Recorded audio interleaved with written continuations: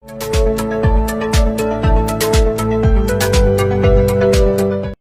ये थी डायरेक्ट और इनडायरेक्ट की कंस्ट्रक्शन और उसका पहचान क्या होती है। उसके बाद हम चलते हैं, अगेन हम केस पर आ गए। पीछे हमने पढ़ा था नॉमिनेटिव केस और एक्यूजेटिव केस। अब इसका एक और केस है, उसे हम कहते हैं पजेसिव केस और जेनेटिव केस। ये तीसरा केस है। अब ये बनता कैसे है? ये बनता इस तरह से कि आपने नाउन के आगे एपस्ट्रॉफी और एस लगाना होता है, फिर बन जाता है पजेसिव केस या जेनेटिव केस। जैसे ये है, दिस इज रामास अम्ब्रेला, ये रामा की छतरी है, यहाँ पे एपस्ट्रॉफी और एस लगा हुआ है। इसी तरह से शेक्सपियर्स प्ले, शेक्सपियर्स के प्ले जो उसके लिखे होते हैं, ए मदर्स लव, अम्मी का प्यार, presidents speech, Agarwals house, Ashoka's school, children's playground, ए वीक्स हॉलीडे। जो ये पॉजिटिव केस है, जो पॉजिटिव केस है ये शो करता है पोजीशन, मिल्कियत, ठीक है, मिलकर शो करता है। और समटाइम्स ये शो करता है ऑथरशिप भी शो करता है, ओरिजिन भी शो करता है, काइंड भी शो करता है। इन सब को छोड़ दें आप बस याद रखें कि पोजीशन शो करता है बस, ठीक है, काफी इतना। उसके बाद है फॉर्मेशन ऑफ पॉजिटिव केस। ये बनता किस तरह से, ये एक अहम चीज यहाँ पर है। सिंपल तो इसका तरीका ये है कि जो नाउन होता है उसके लास्ट में आप एपोस्ट्रॉफी और एस लगा दें, ठीक है, बन जाएगा आपका आप पॉजिटिव केस। जिस तरह से द बॉयज बुक, लड़के की किताब, द किंग्स क्राउन, बादशाह का ताज, ठीक है। अच्छा, जहां पर अगर too many hissing sounds produce हो रही हो, जहां पर हिसिंग साउंड प्रोड्यूस हो रही है, जैसे ये वाली आवाज जहां प्रोड्यूस हो रही हो, तो वहां पर हम क्या करते हैं, वहां पर हम इस साइन को हटा देते हैं, हम एस निकाल देते हैं और खाली जो एपोस्ट्रॉफी है फिर वो यूज करते हैं। अब जैसे ये है फॉर कॉन्शियंस एपोस्ट्रॉफी सेक, यहाँ मैंने एस नहीं लगाया, अगर मैं यहाँ पे एस लगाता तो ये बन जाता फॉर कॉन्शियंस सेक, तो ये वाली आवाज आ रही थी, ये सुस वाली आवाज आ रही थी। फिर तो इसको बचाने के लिए हम यहाँ पे खाली एपोस्ट्रॉफी लगाते हैं। सेम तरह से फॉर जस्टिस सेक, इसकी माना वही होगी कि इंसाफ की खातिर, ठीक है, इसकी माना वही है इंसाफ की खातिर, लेकिन बस यहाँ पे हमने एस निकाल दिया। For Jesus sake, for goodness sake, Moses law, Moses means मूसा अलैहिस्सलाम की बात कर रहा है, ठीक है।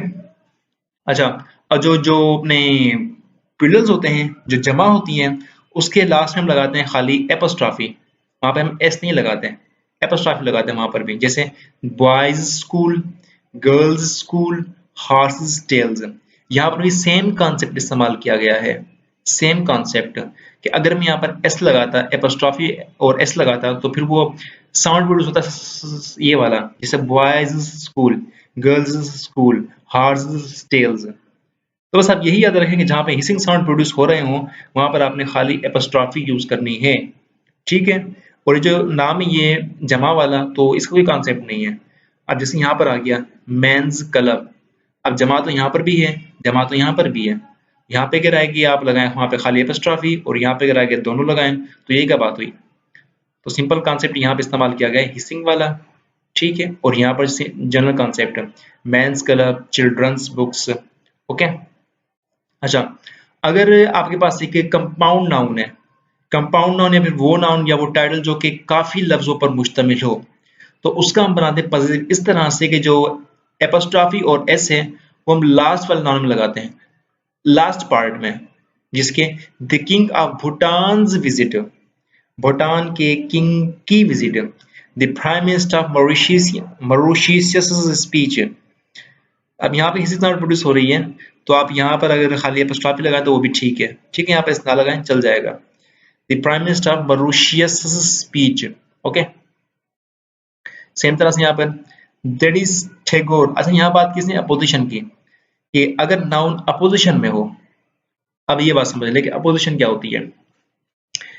अपोजिशन मीन्स कि वो नाउन जो कि करीबी नाउन को डिफाइन कर रहा हो, जैसा कि यहाँ पर है this is Tagore the poet's house. अब जो टैगोर है, अब मुझे नहीं पता टैगोर कौन है, मुझे फर्दर बता रहा है कि जो टैगोर है ये असल में एक पोइट है, ठीक है। There is Tagore the poet's house, okay. अब जिसने मैं कहूँ कि this is my teacher Aman Aslam, अब टीचर को डिफाइन कर रहा है कि जो टीचर है उसका नाम क्या है, वो कौन है, क्या वगैरह वगैरह। तो जो अमान असलम यहाँ पे नाम आ गया, this is my teacher Aman Aslam. जो अमान असलम है ये यहाँ पर क्या हो गया, अपोजिशन में नाउन हो गया।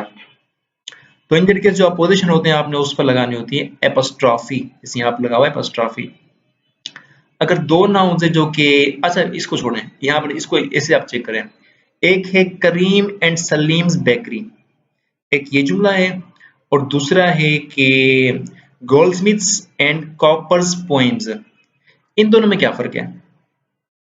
एक है करीम एंड सलीम्स बेकरी और दूसरी है गोल्डस्मिथ्स एंड कॉपर्स पोइम्स। यहाँ पर एपोस्ट्रोफी लास्ट में लगाई है और यहाँ पर हर एक पर लगाई है।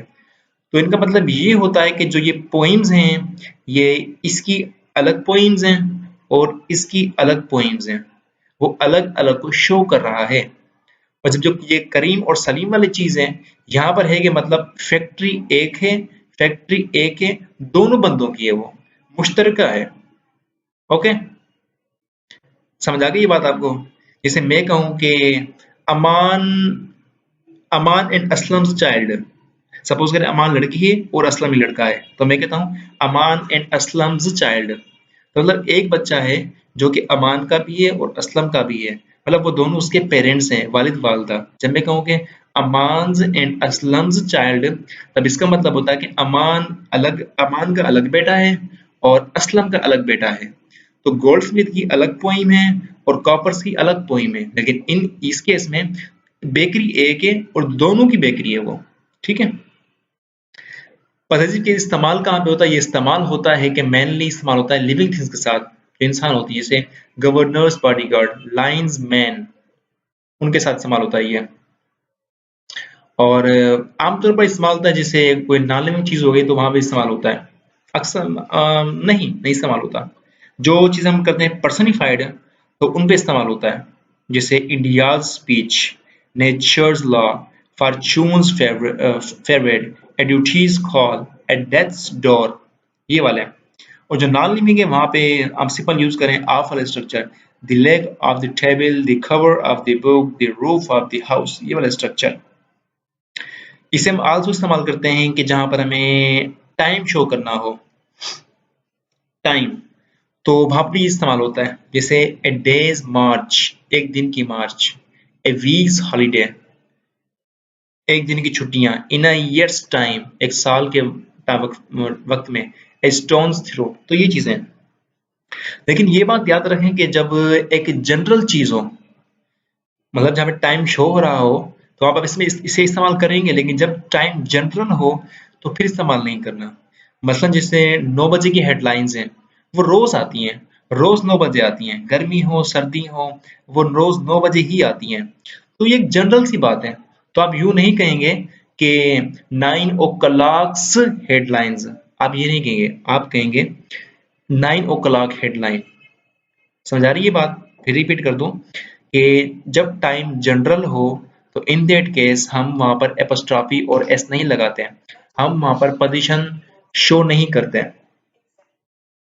जिससे हो गया 9 बजे की हेडलाइंस रोज आती हैं तो हम कहेंगे 9 ओ क्लॉक हेडलाइंस, अब एस नहीं लगाएंगे। उसी तरह से संडे मैगजीन रोज आता है, मतलब हर संडे आता है, तो हम ये नहीं कहेंगे संडेज मैगजीन, हम कहेंगे दी संडे मैगजीन। एपोस्ट्रॉफी यहाँ पर नहीं लगाएंगे क्योंकि जनरल सी बात है।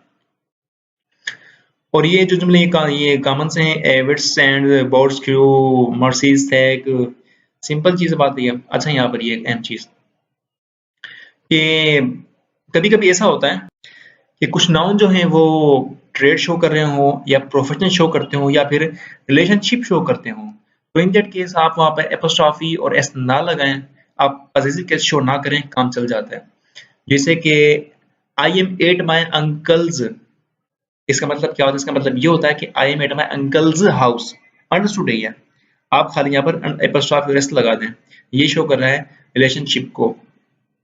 आई एम एट बेकर्स, तो मतलब क्या होगा? इसका मतलब ये होता है कि I am at baker's shop, ये अंडरस्टूड है, ये शो कर रहा है प्रोफेशन को या ट्रेड को।